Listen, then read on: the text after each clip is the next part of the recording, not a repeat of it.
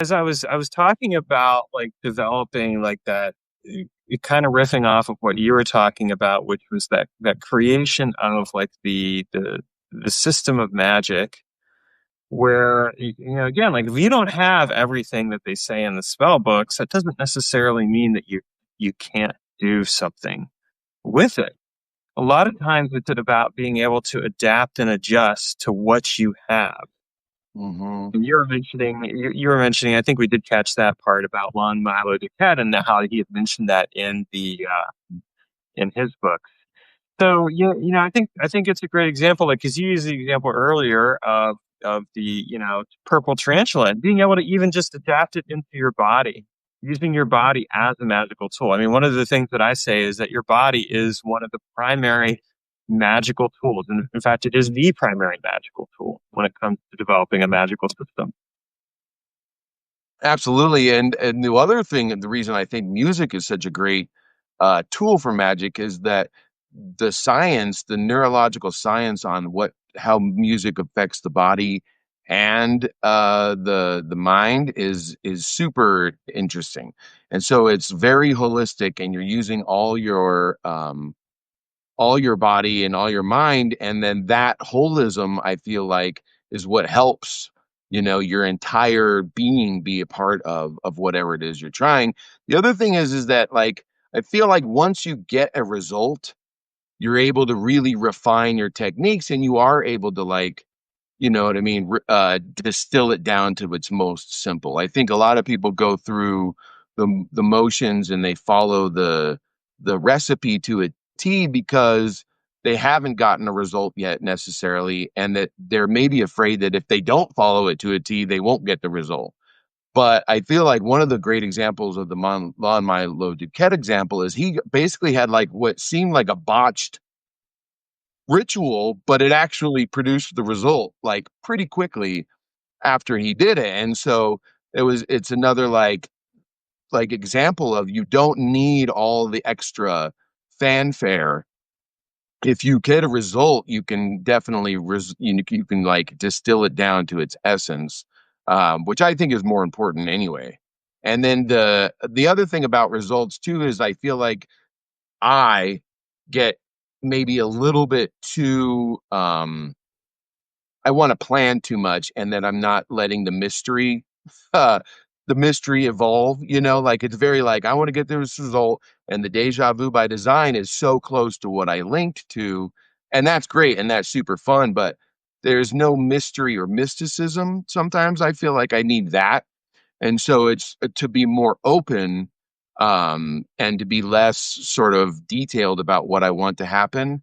I feel like that's where I go, you know. So I'm not so like I don't even know what the word would be, but like almost anal retentive about what is going on. Yeah.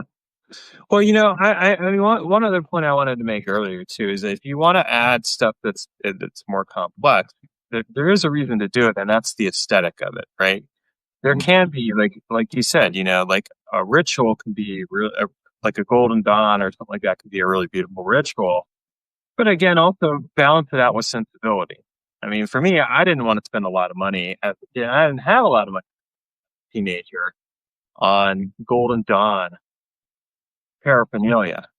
So Mhm. for me, it was kind of like, okay, like they're like, oh, you need to have like a gold staff or whatever. I'm like, "Uh, I'm 16 years old. I don't have enough money to buy gold, and I don't have any gold conveniently laying around. And if I did, my parents would probably kill me.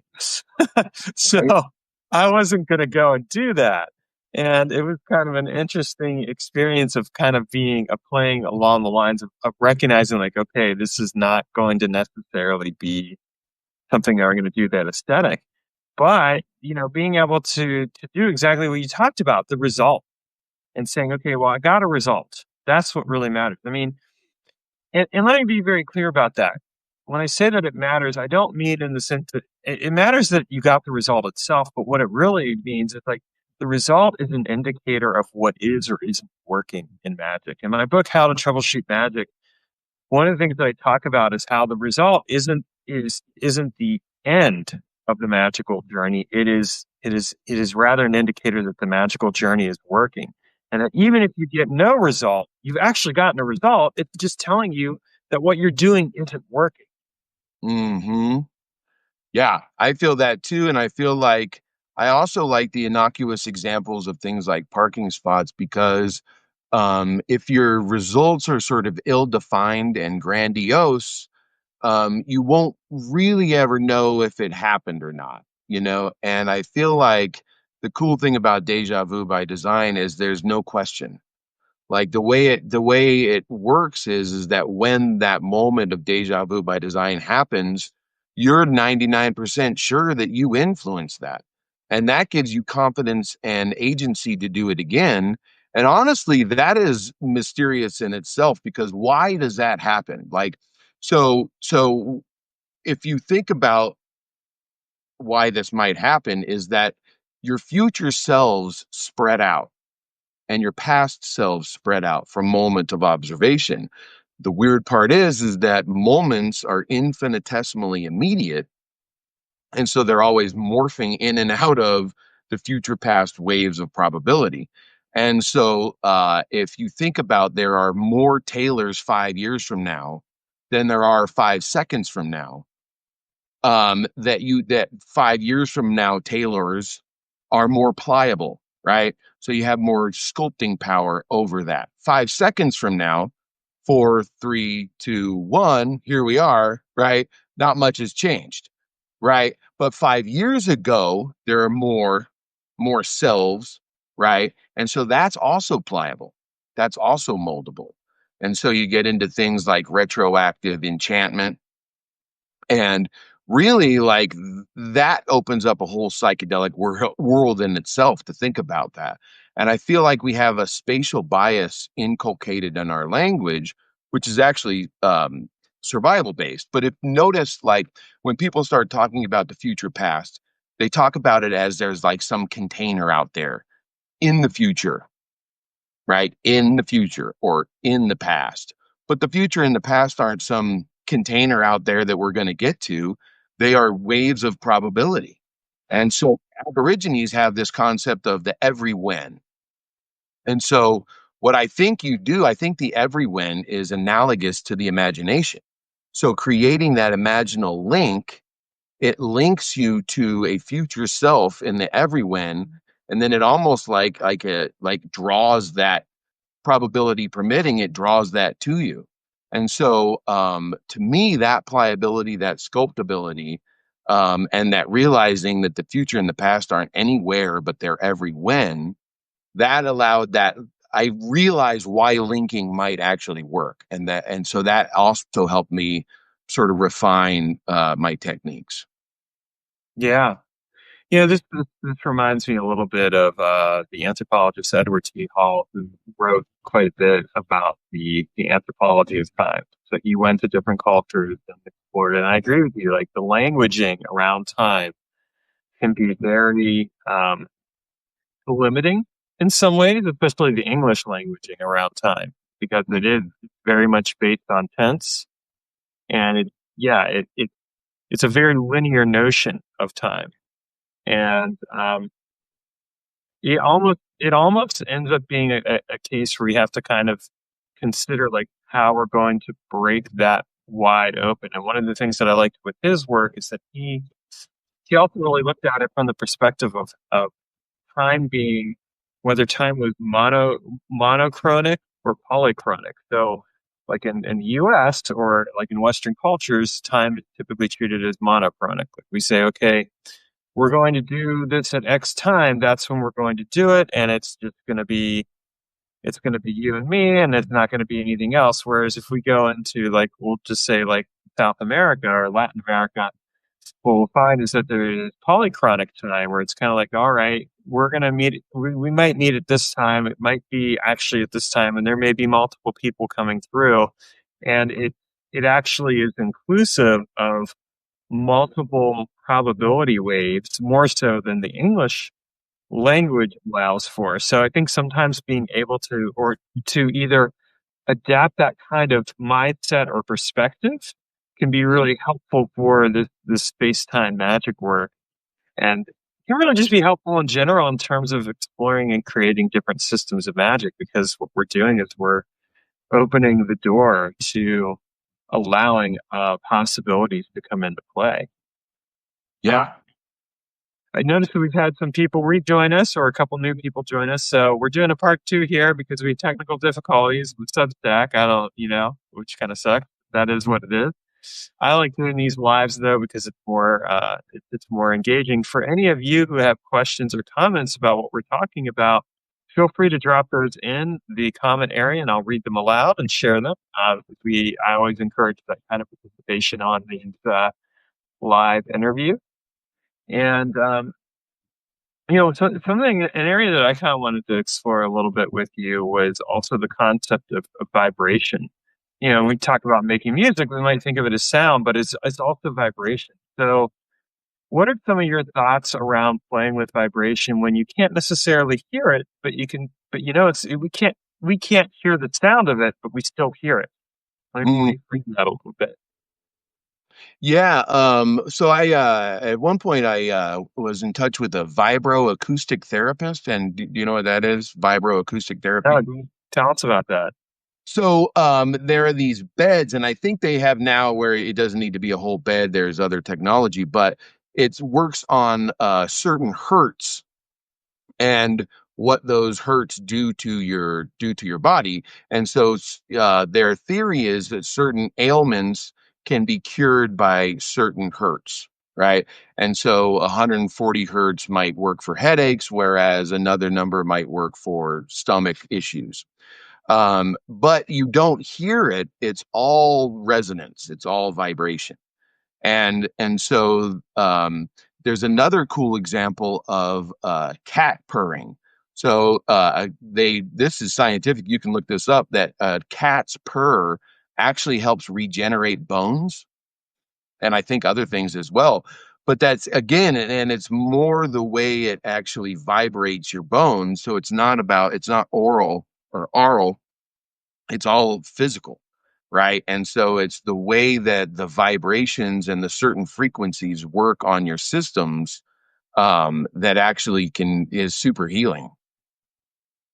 No, that makes sense to me. And in my own system of space time magic, I've played a lot with vibration. One of the goetic spirits that I've worked with for a very long time, Prasan, he depicted as having a horn. Well, when I started working with him, one of the first things that he actually shared with me was the idea of working with time as a vibration. So I think it makes a lot of sense in terms of that vibratory aspect because I mean, really, we're dealing with that on multiple levels of our being. It's not just the case of, in this case, like y'all can hear me talking right now. Of course, that's vibration being turned into sound, but there are those subtle layers. Like dogs, for example, we blow a dog whistle. A dog can hear that more so, or we can hear that, but we still hear it as well. We just don't physically acknowledge the sound, at Hmm. least on a sound level, but that doesn't mean that we don't acknowledge it on some level in our bodies. Hmm. And so we live in this world of vibration that is occurring around us all the time, and all these other sensations and experiences. And this is one of the reasons why I think it's so good to develop an awareness outside of magic itself of like some of the different operating principles and the disciplines and the concepts and ideas that people have about how life in this universe and world works. Because if you have and again, a lot of it is ultimately like it's supposition. We can say, well, we've observed this enough times that we think that this is the case, but it still gives us a framework to work with and play with and test and challenge. I mean, sometimes it's fun to just try and break those rules. That's true. Absolutely.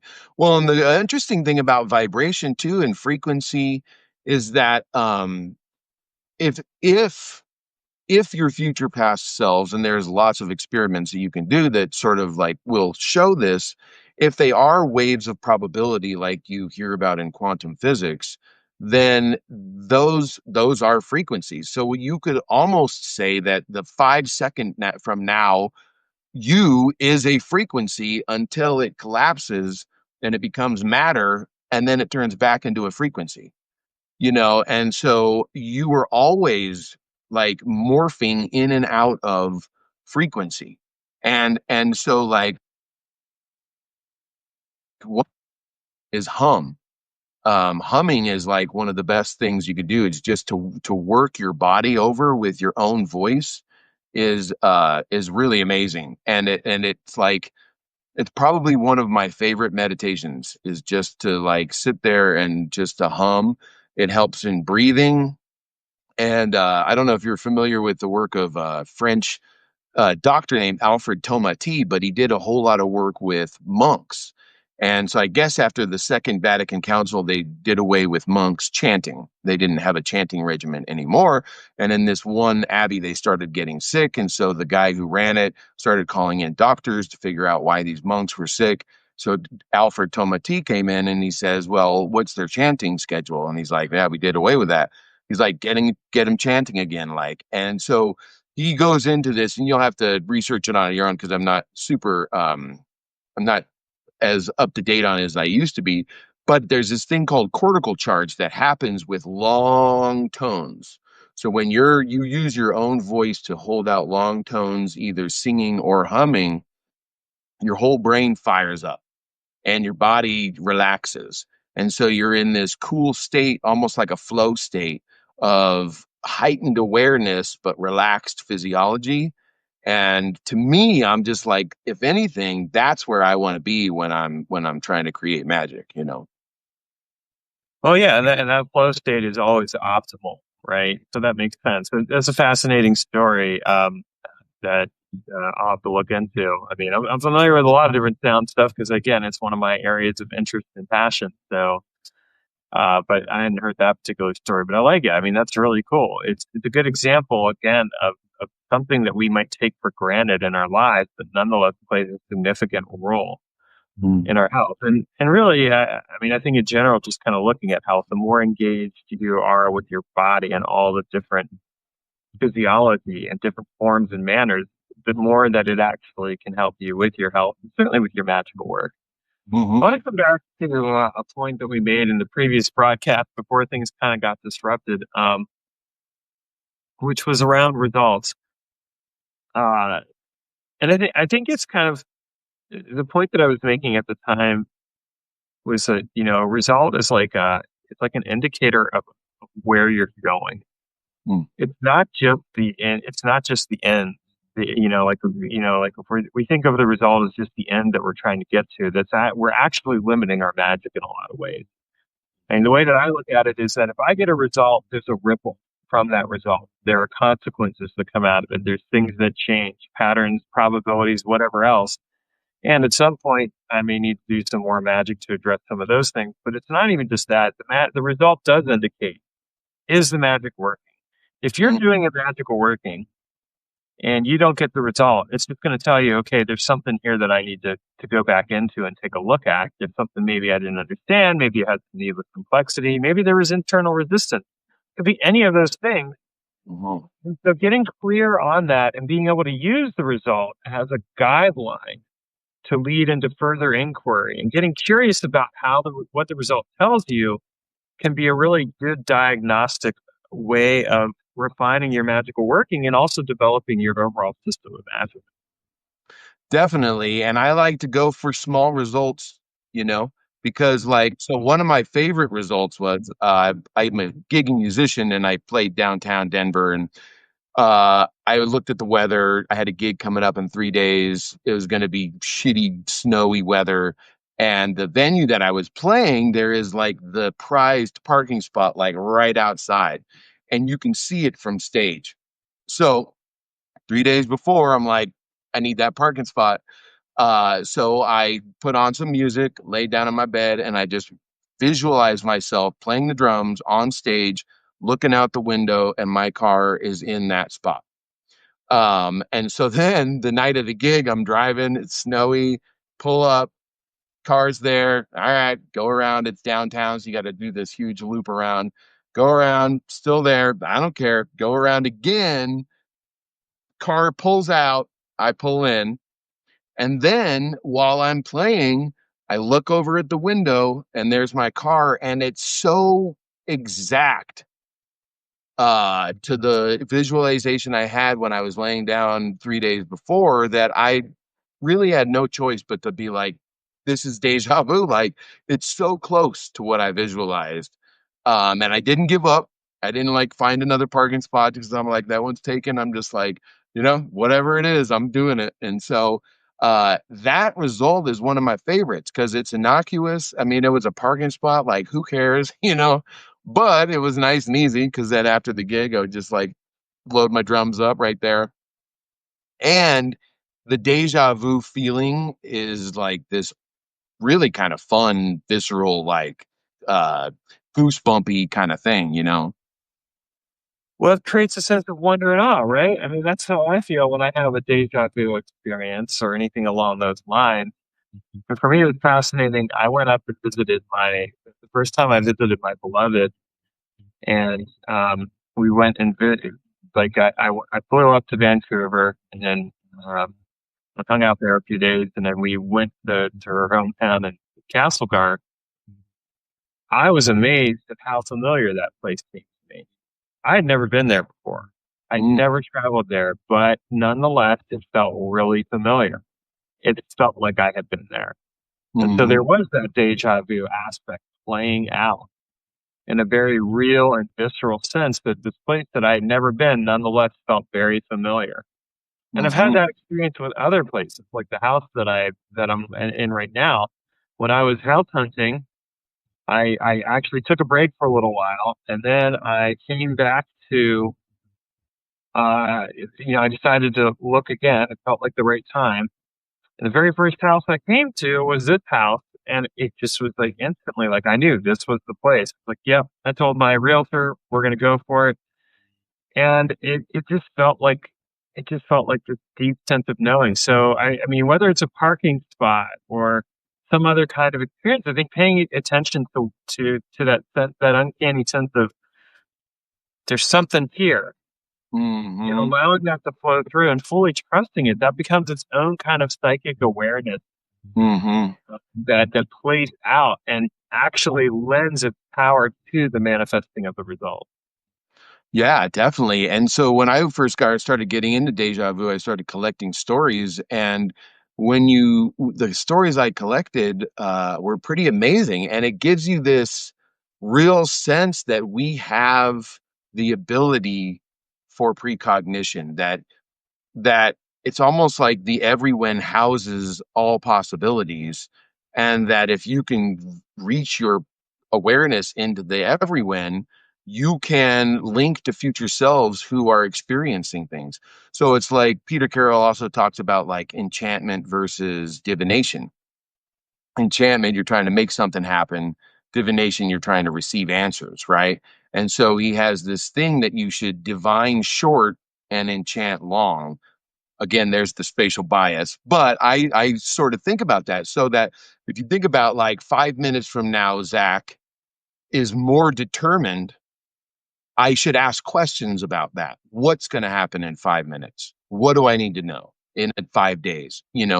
But if it's 5 years, then I have more influencing power. So I should be like, well, I want this to happen in 5 years, and so it's like it's almost like entropy, right? So that the my hand is going to look very similar in 5 hours, but in 5 years, who knows, right?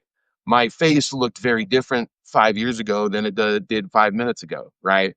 And so what I feel like you can do is when I work with board games and my kids is that you do a lot of encoding or decoding, and so a roll of the dice. So if you want to encode, if you want to enchant, you think of the number you want and then you roll. Probability permitting, you're right or you're wrong, right? But if it's decoding, you roll it and it's covered, then you link to a future self who has seen it be uncovered. You download that number and then you confirm right or wrong. And so that to me is a way to almost practice magic with nothing but like board game probability stochastic processes. And so it's really kind of fun. And my daughter has this one where she goes like "Meow, meow, meow, meow, meow, meow, meow," and then does it. And like I haven't like done the science to see if she's like more right or defying probability. But when she gets it, it's like this really cool moment of like, holy, I did it, you know? Hey, and there's something to be said for just getting into that sense of fun. It's fascinating because one of the things that I explore in pop culture magic is board game magic, and the idea because board games provide a very they're world building. And so there's a specific set of rules, there's things you can or can't do, but there is that again, that probability field. And we can take that same thing and apply it to our lives and say, what are the rules that I'm playing by, whether my own or someone else's? Do I want to play with those rules? I like adding into that when you talked about the pliability of the future, because you're right, there is this very real sense of pliability. And I think being open to that and being able to say, okay, like, I don't know exactly where I'll be 5 years from now, but I can design for it. I can plan for it. I mean, I like to call that, life by design, right? Mhm. Where do I want to be? What do I want to be doing? What's important to me? How am I going to get there? All of that's more important than getting stuck on the idea that, that I'm in a fixed outcome. I think one of the biggest disservices that people can do for themselves is getting stuck on the idea of a fixed outcome. Mm, Yeah, there might be a fixed outcome 5 seconds from now, using the example that you had earlier, but 5 hours from now, there's a little more variability. 5 days, 5 months, 5 years, etc. There's more variability, and yeah, at a certain point, there is a collapse of function, so to speak, in the physical. Like at some point, this body's going to die, more than likely.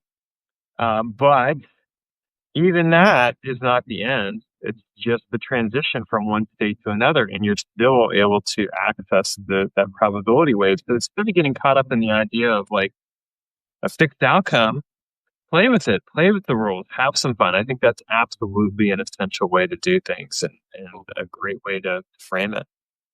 yeah, for sure. And what I like to do a lot of is really project pretty far. One of the issues of that is like, who knows what the world is going to look like 50 years from now? You know, am I going to be around? I don't know. But like, things are going to change so far. So what I try to do is, I don't know if you're into astrology, but I what I try to do is I project to what I would call my Uranus return. So usually we're about 88 years old when this comes back around to where it was when we were born. And so I'm like, 88 is pretty good, right? Like if you make it to 88, that's pretty good. So, but what is the world going to look like when I'm 88? I mean, it's going to be pretty different because things are changing so fast. So, I'm like, well, the moon will probably still be there. There probably will still be forest, hopefully somewhere. So I'm like with me, my family, my wife, my daughters are behind me, and we're all looking at the moon, and there's a forest and a lake. So I want to be very general about that because I don't want to pigeonhole it and then, you know what I mean? That would make it less probable. But if I could be more general about the picture, but more visceral about like who's with me, then I'm not limiting it. It's still open. Then, probability permitting, on like my 88th birthday, I'll be in the mountains on a lake with my family. There you go. And yeah, there's variability allowed for that. I think that's a great way to approach it. Well, Zach, I want to wrap up here and thank you for coming on. Again, we had to kind of do this as a two part. So, part one and part two will probably end up being released on the same day. I'm going to release this down the line, but tell us a little bit about who you are and where we can find you on the web. Yeah, so I have a website, ZachWestI2C2.com. And I have both some magic courses you can get to through there and some musical courses that you can get to through there. I'm on Substack, on Instagram as Musical Circuits, and really, it's all about using music to make magic. And so my online profile is just that. So hit me up. I have a lot of cool, fun ways to make magic with music and music with magic, and it's I always try to keep it fun, and because we're all kids inside, and that's the way we learn through play. And yeah, Taylor, I can't thank you enough for having me on. This was super great conversation. I loved it. Yeah. Before you leave, we got a comment here. Thank you for sharing this live with us. I love working with potentials and timelines. You can warp nearby timelines. You push past any sense of structure and inhibition. You kind of weave the potential reality in more firmly than reality would could do. Yeah, I agree with that. Mm, He said, working out something called a timeline hinge, which isolates and negates negative effects on the timeline and weaves in positive effects inherently. Oh, that sounds cool. yeah. Using a fair amount of complexity because I'm doing something relatively simple, but I want to increase the longevity and effectiveness of the enchanted object. Mm, I find complexity comes in handy with making a permanently enchanted object. I think it's like stacking countless possibilities and effective methods. Um, I'll weigh in on that. That's an interesting perspective. And I'm just curious to see your thought as well, that. So what are your thoughts on that? Um, well, if it's enjoyable, yeah, then definitely go with it. Get scientific. It sounds very scientific. And then like get somebody to verify it. I always like anecdotal stories. So if you can get an anecdotal story from you or someone else who's going down that path, to me that's the fun. That's where it's at. Yeah. For me, I would say I'd be curious to explore what that stacking means. Like, what does it mean to stack complexity into it? I think I find like with my magical tools, and I actually develop a fair number of tools and processes. I like to keep it simple. Mm, Um, I see like the timeline hinge. That sounds like a pretty cool idea. Negating negative and enchanting for positive. And I'd be curious as to what the variables were. So sounds interesting. Maybe I'll pop the solo on for a live and we'll talk about it at some point. Before we go here, one final question for you, Zach. What's a word of wisdom or something that you want to share with us that we can take into the day? Something I ask everybody. um, become an observer. Like really, like just have fun observing around you. Like think about entropy and just think about predictability and unpredictability, and just have fun watching things unfold. Because it's probability waves like collapsing into moments. And honestly, that can be fun just to observe. Yeah, I love it. All right. Well, thank you so much for coming on here and for weathering the technical difficulties. We did it, and thank you for everyone here who is live. Take care and have a great day, everyone. Appreciate it.